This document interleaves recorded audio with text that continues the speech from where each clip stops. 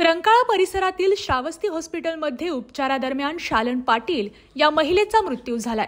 उपचारादरम्यान त्यांच्या हातातील 2 तोळे वजनाचे सोन्याचे गोठ अज्ञाताने लंपास केलेत। या प्रकरणी अमित पाटील यांच्या फिर्यादीवरून जुना राजवाडा पोलिसात अज्ञाताविरोधात गुन्हा दाखल करण्यात आलाय। अमित सूर्याजी पाटील हे आपल्या कुटुंबासमवेत शिवाजी पेठेतील महाकाली परिसरात राहतात।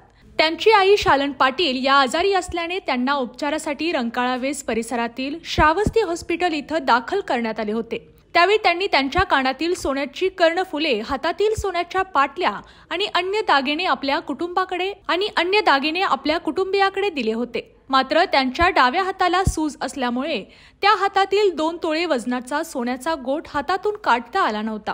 यावेळी उपचारादरम्यान त्यांच्या आईच्या हातातील सोन्याचे गोठ नसल्याने निदर्शनास आले।